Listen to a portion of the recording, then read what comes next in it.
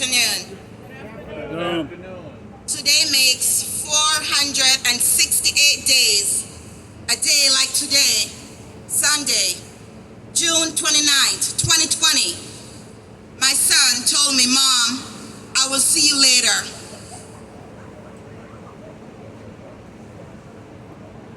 On June 20th last year, 29th last year, my son left home for a barbecue. He did not return. He was killed, he was murdered senselessly by someone for own skin color, a 20-year-old young man. My son did everything right. He was a good son, good student, a good friend, worked hard, studied hard, just want to live and be the best person he can be. Just want to give back to society. Just want to be there for his friend. And yet, he was killed senselessly by someone of his peer. He was only 17 years old. We cannot and should not accept our kids to be killed in cold blood in the streets. These streets that we walk on every day is filled with the blood of our kids. This street that we walked on every day, I repeat, is filled with the blood of our kids. I don't know if you feel it, but I feel it. I hear my son crying out to me every day, "Mom, I wanted to live. I wanted my wings to fly. I wanted to taste the world. I just wanted to live. I did everything right as a mother. I worked hard to make sure my son had a good life. Just like any other mother. We are living a nightmare because we do not know if our kids will return home from school. We do not know if our kids will return home from the playground. I hate the saying, the wrong place at the wrong time. Let me ask you, is being here today is the wrong place? Is this the wrong time to be here? Is this the wrong time to be here? No, it's not. It's not. So why? Why our kids have been shot, been killed at the wrong place, at the wrong time? Who can answer that question? Who can help us? Who can help us in the South Bronx? Who can help us in Brooklyn, Queens? Who can help us? I don't see no politician from the Bronx right here. November 2nd is coming. We are expected to vote a mayor. I don't see Eric Adams here. I don't see our politician or a council member. I don't see our borough president. I don't see our mayor, Bill de Blasio. We need someone to help us protect our community. We need someone to help us get these guns off the streets. These guns are killing our kids. We need someone to help us. We need a savior. Yes, we need a savior because our kids matter. Our kids' lives matter. We should not worry about our kids leaving home. We should not worry if our kids will return from schools. Guns do not operate on their own. Someone has to pull the trigger. But where do these kids get the money to buy guns? How do they get the guns in our community?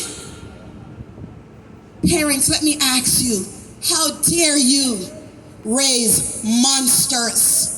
How dare you raise criminals to take the lives of our kids senselessly? Mr. Carl Aston is one of the most powerful men in New York. He can get more police officers on the streets. We can have more school safety in the schools so our kids can go to school and learn without thinking they're going to be stabbed, slashed in their face, shoot, raped, beaten. Kids go to school to learn, not to be abused, not to be attacked by teachers and their peers. Parents, how dare you raise monsters? How dare you raise monsters that takes the life of our kids, that beat our kids in school? So for that, Carl Hastings, one of the most powerful men in the Bronx, in New York, we definitely need more safety officers in school to protect our kids. We need more police officers on the street to protect our communities, protect our streets. Also, we live in a community, so it's also our responsibility to protect our communities. Protect your communities. Protect each other. We are each other keepers. No man stand alone. No man must be left behind. Protect one another. We need to protect each other. We need our kids to grow to live. I wanted my son to live. My son loved to travel. He loved to have fun. He liked playing the piano. He loved his friends. He loved his family. He loved to play basketball. But yet every morning I wake up, I'm reminded of the horror that I'm living. I go to his room and I look for him. And he's not there. He's not there. We need someone to come out and say enough is enough. Our kids are important. They are the future. Their lives are important. We need to get guns off the street. We need someone to come out and say enough is enough. This has to end, and it has to end now. We vote these people in. We need to hold them accountable for our kids' lives. They are the ones that pull in the triggers. They are the ones that pull in the triggers. They are the ones that's killing our kids. It can be your child. It can be your child. Your child. It can be your nephew, niece, your friend. It doesn't matter. A life is a life. It can be any one of us kids. We're all responsible. We're all to be held accountable for the lives of each other. We're all accountable for the life of each other. And when another child gets shot as of today, it's your fault. It's my fault. Because we're not doing enough. We're not doing enough. It's all our fault when a child gets beat up in school. Because we're not doing enough. We are not doing enough because it doesn't happen to your child. It doesn't knock on your door. But why wait for it to happen to you? Why wait for death to knock your door? I didn't know death would have knocked my door. I still don't believe my son is gone. Gun violence did not affect me until it took my son's life. And that's the worst thing. That's the worst thing anyone can live. So it's all our responsibility. It's all our responsibility to save our kids' life in school and the basketball field. When a child gets shot and lives, I get jealous because my son did not make it.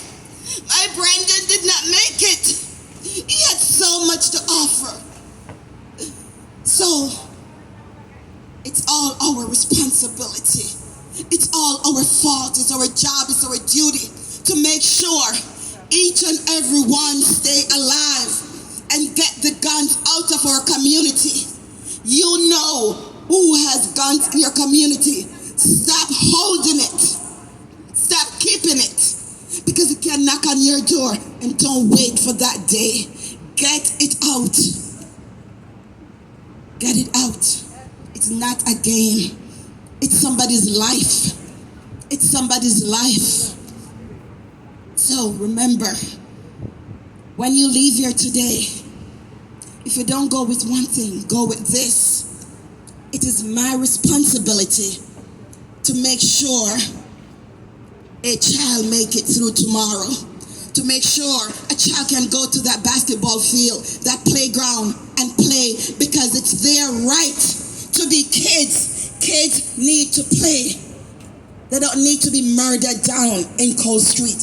And every walk you walk on the street, remember, somebody's blood was shed here. Somebody's blood was shed here. Somebody's life was taken here. And it can be yours, it can be mine. But don't let that happen.